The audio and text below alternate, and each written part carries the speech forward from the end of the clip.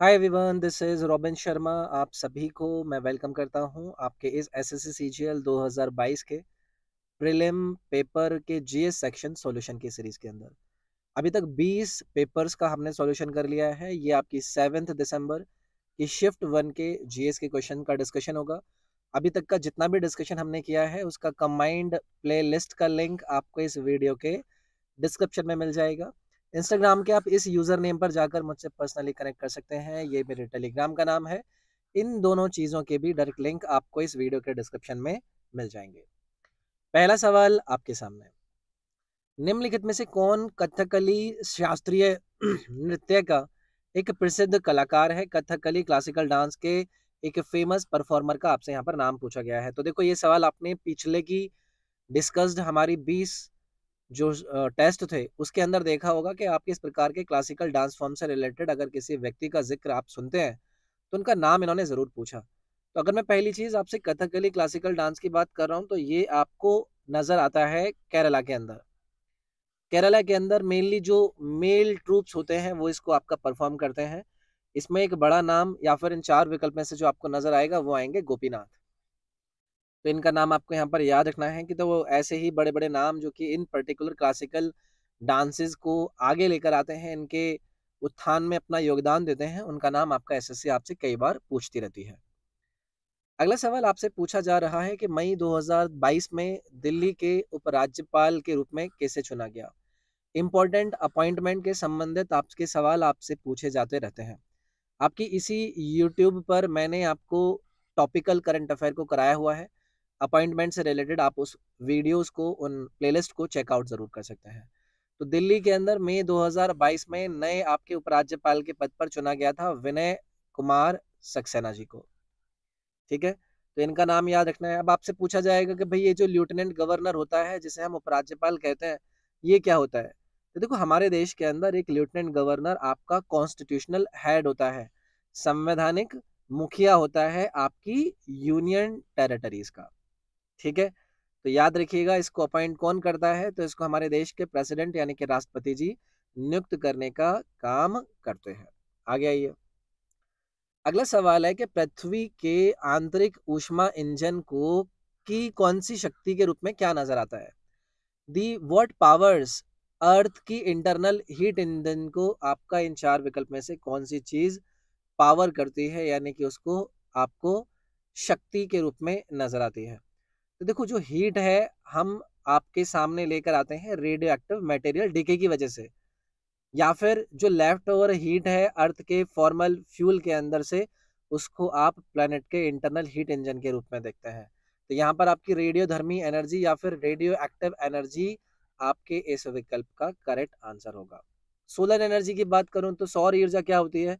आप सभी को पता है कि एक जो ओपनिंग मतलब सोलर पावर जनरेशन को अगर मैं देखूं तो सन से आपकी उत्सर्जित ऊर्जा को हम सोलर एनर्जी कहते हैं। तो सन की जो रेडिएंट एनर्जी आती है उसको हम ट्रांसफॉर्म करते हैं आपकी इलेक्ट्रिकल एनर्जी के अंदर। वोल्केनोज क्या होता है? सभी को पता है, पृथ्वी के प्लेनेट का जो आपका क्रस्ट होता है वहां से आपका एक मोल्टन लावा बाहर की तरफ आ जाता है, वोल्केनो का रूप ले लेता है, वो आपके ज्वालामुखी कहलाते हैं। टाइड्स क्या होता है? इनको हिंदी में आपका ज्वार करा जाता है। ये आपका राइज होना या फिर आपका डिक्रीज होना आपके सी लेवल के अंदर, इसको आपका कहा जाता है टाइड्स। ठीक है, तो यहाँ पर आपकी एनर्जी लेवल आपका कौन प्रोवाइड कर रहा था? ये आपकी रेडियो एक्टिव एनर्जी प्रोवाइड कर रही थी। अगला सवाल आपसे पूछा जा रहा है कि मीटर पर सेकंड स्क्वायर इन चार विकल्प में से किसकी इकाई है, किसकी यूनिट है? तो भैया ये होती है आपकी त्वरण की, एक्सक्लेरेशन की। सभी को पता है कि एक्सक्लेरेशन क्या होता है? एक्सक्लेरेशन होता है आपका वेग परिवर्तन की दर विद रेस्पेक्ट टू टाइम। तो ये वेग वेग की वैल्यू क्या होती है? मीटर पर सेकंड इसकी यूनिट तो होती है, टाइम की आपकी सेकंड होती है। इसको आप ले जाओगे तो आपकी इसकी यूनिट कितनी हो जाएगी? मीटर पर सेकंड स्क्वायर हो जाएगी। याद रखोगे? याद रखेंगे। अगला सवाल आपसे पूछा जा रहा है कि सोवाना नारायण को 2023 में निम्नलिखित पुरस्कारों में से कौन सा पुरस्कार दिया गया? नाम क्या है? शोवाना नारायण। इनको अवार्ड किया गया दिए गए चार विकल्प में से किस अवार्ड से आपके 2013 के अंदर? अब आप में से कई सारे लोग पूछोगे कि यार 2013 के अब ये अवार्ड के बारे में देखना पड़ेगा क्या? देखो, अवार्ड के बारे में आपको नहीं देखना है, लेकिन है क्या, जब आप ऐसे किसी इंपॉर्टेंट व्यक्ति जो कि आपको आर्ट एंड कल्चर जैसे एरिया से नजर आते हैं, जैसे कि ये हमारे कथक डांसर के रूप में नजर आता है, किसकी बात कर रहा हूँ मैं? शोभना नारायण की मैं जब बात करता हूँ तो ये एक इम्पोर्टेंट कथक डांसर के रूप में नजर आते हैं, जिनको एक अवार्ड दिया गया था 2013 के अंदर, जिसका नाम क्या था आपका? दुरु देवा प्रसाद अवार्ड। याद रखना है, प्लीज याद रखिएगा, बड़ा नाम है, काफी चर्चाओं में आपके रहे हैं। और ओडिसी डांस के अंदर भी इनका काफी इनकी बात कर रहा हूँ मैं, गुरुदेवा प्रसाद जी जो है ना, इनका योगदान ओडिसी डांस के अंदर आपका बहुत ज्यादा रहा है। तो इनका नाम भी याद रखिएगा, इनके नाम पर ही आपका अवार्ड बनाया गया था, इनकी याद में इसको बनवाया गया था। अगला सवाल आपसे पूछ रहे हैं कि मेडिसैप एक अनूठी और व्यापक सामाजिक बीमा योजना है। यह योजना किस राज्य सरकार द्वारा आपकी लागू की गई? इंपॉर्टेंट स्टेट गवर्नमेंट स्कीम से रिलेटेड आपके करंट अफेयर के अंदर हमारे इस यूट्यूब के ऊपर आपको टॉपिक्स मिल जाएंगे। जनवरी 2023 से मैंने सारे के सारे सरकारी स्कीम से संबंधित सवाल आपको कराए हुए हैं। तो ये आपका नाम क्या है? मेडिसेप इस आपकी स्कीम का नाम है, इंश्योरेंस स्कीम का नाम है।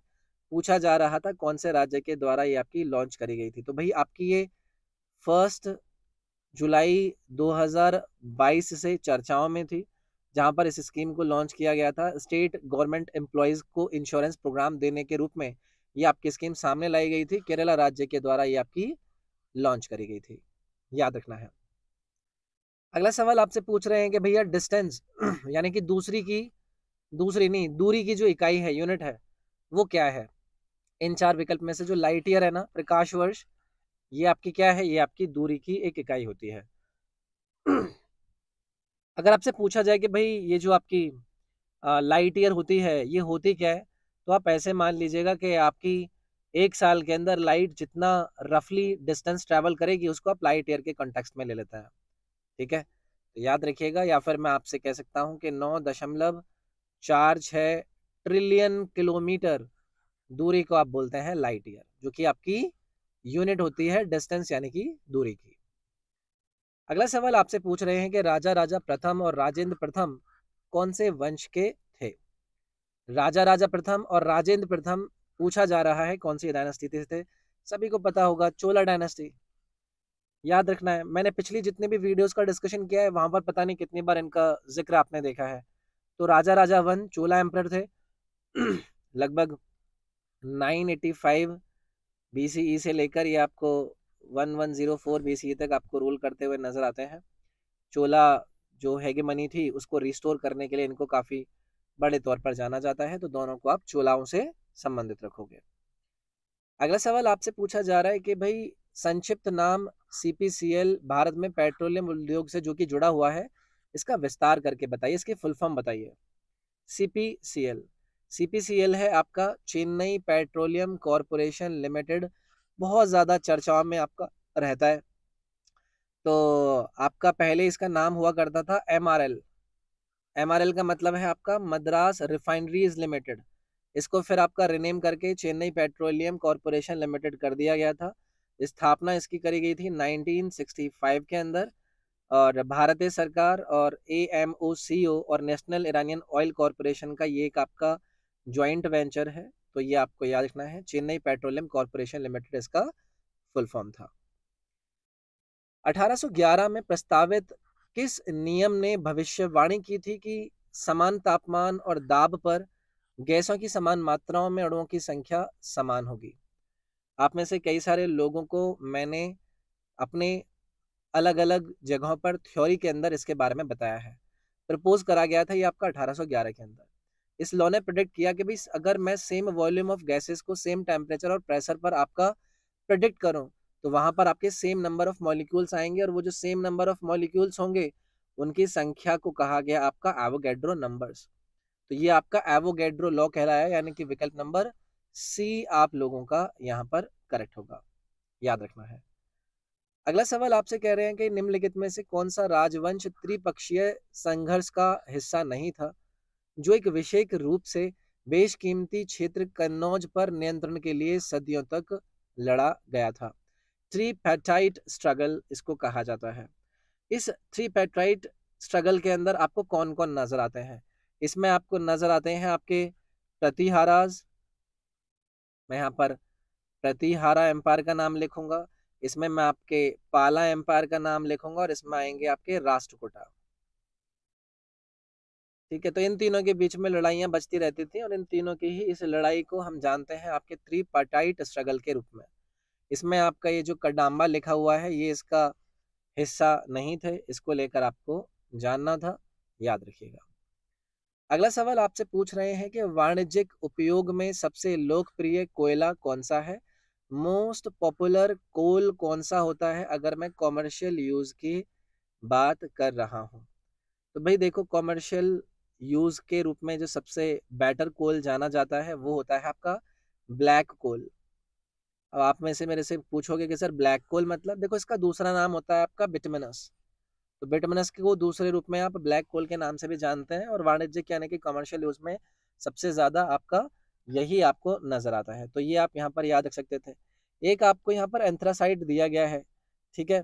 तो अगर एंथ्रासाइट की बात होती है तो इसको हम हार्ड कोल के रूप में भी जानते हैं, हार्ड कोल भी इसको कहा जाता है। और वैरायटी ऑफ कोल के अंदर इसके अंदर आपको नजर आते हैं, हाईएस्ट कार्बन कंटेंट आपको इसके अंदर नजर आता है, हाईएस्ट कार्बन कंटेंट आपको एंथ्रासाइट के अंदर नजर आता है।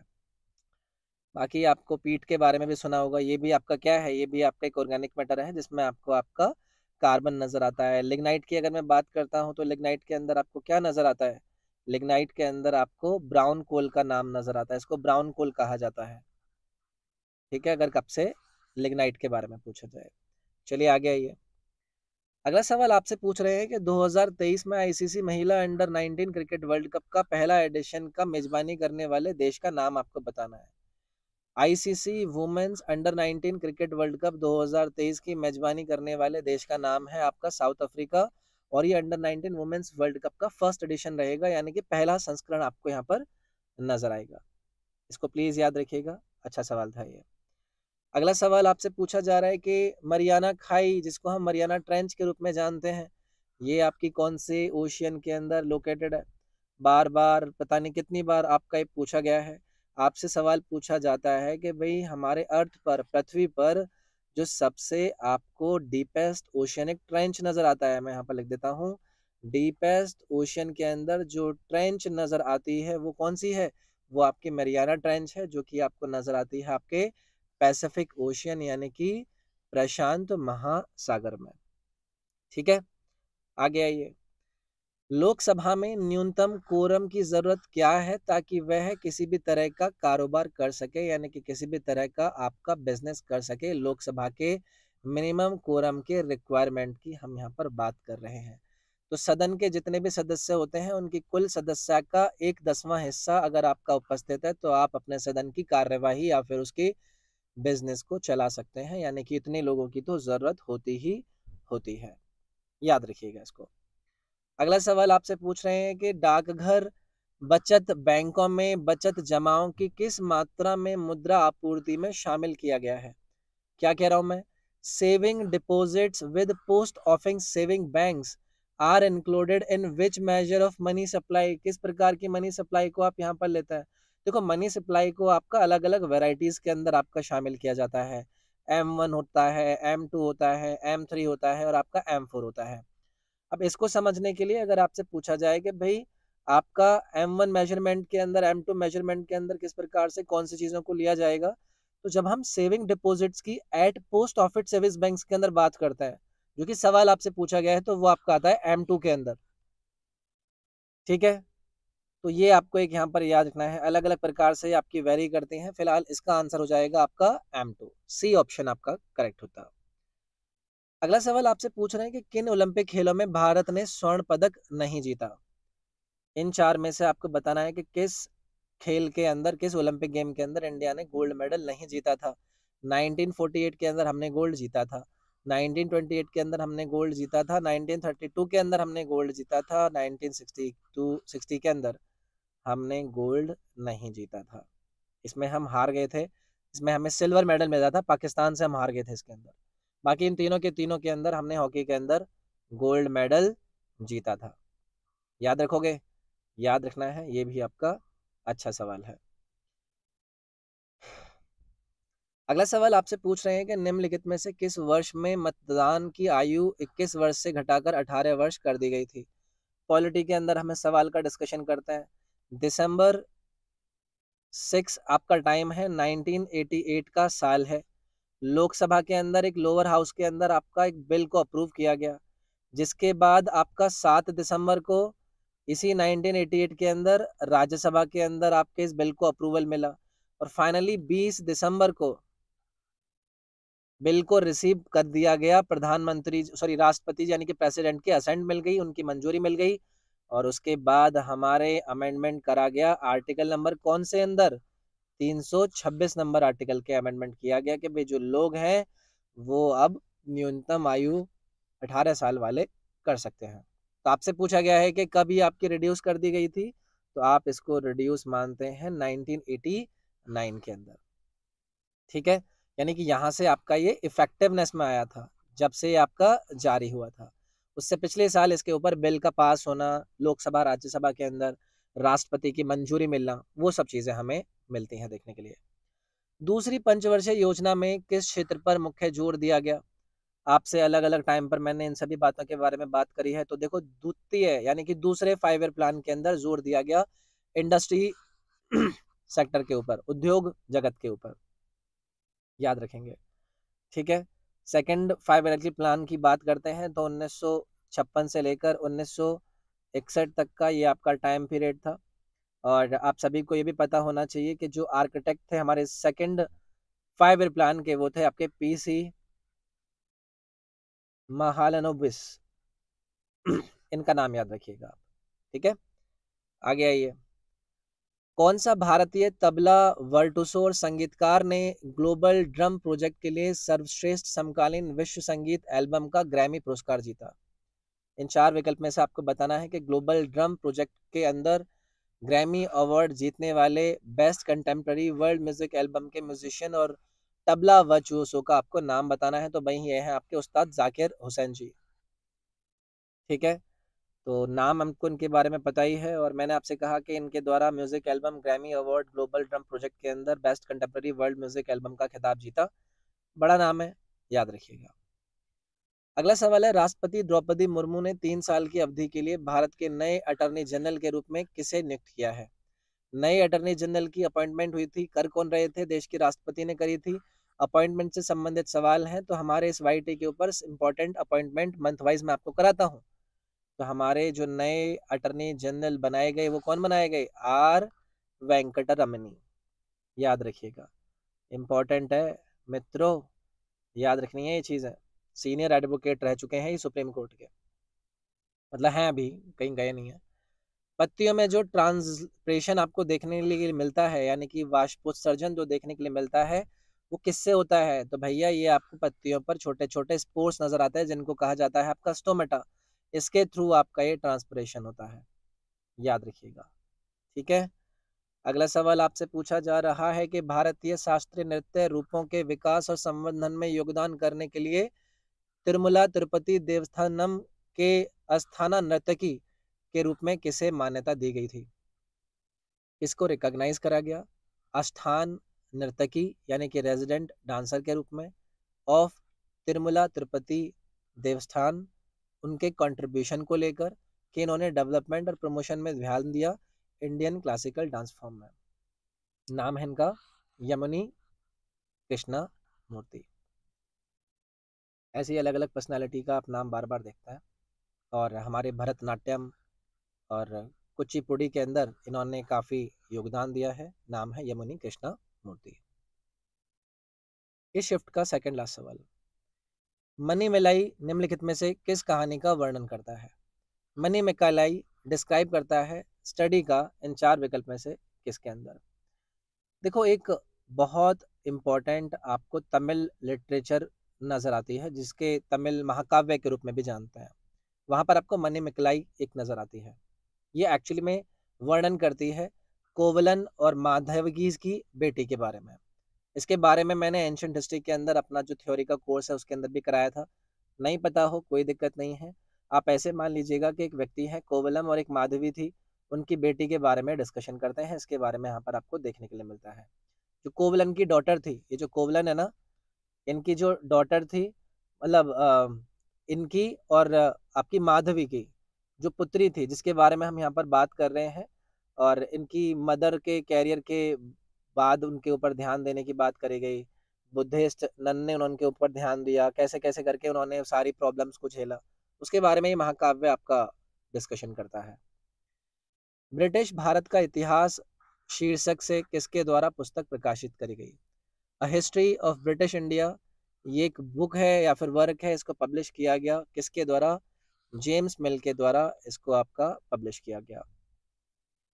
ठीक है, तो जेम्स मिल एक एक्चुअली में स्कॉटिश, मैं यहाँ पर लिख देता हूँ, स्कॉटिश इतिहासकार के रूप में जानने के लिए मिलते हैं, जिनके द्वारा ये आपकी एक इम्पॉर्टेंट बुक को लिखा गया था। याद रखना है, जेम्स मिल के यहाँ पर करेक्ट आंसर था। तो यार ये थी आपकी वीडियो, जो कि एक और आपके सीजीएल के पेपर से रिलेटेड थी। वीडियो पसंद आई तो लाइक ज़रूर कीजिएगा, शेयर भी कीजिएगा, चैनल को सब्सक्राइब करके बेल आइकन दबा लीजिएगा और उसके बाद ऑल वाला ऑप्शन आप चूज़ करके उसको कर सकते हैं। इस वीडियो का डिस्क्रिप्शन ज़रूर चेकआउट कीजिएगा, जहाँ पर मैंने आपको प्लेलिस्ट भी शेयर कर रखी है। इंस्टाग्राम का लिंक भी आपको डिस्क्रिप्शन में मिल जाएगा, टेलीग्राम का भी मिल जाएगा। इन दोनों को एक्सेस करके आप मुझसे पर्सनली जुड़ सकते हैं। अगली वीडियो में मैं आपसे मिलूंगा। ख्याल रखिएगा अपना। Thank you, take care, bye bye.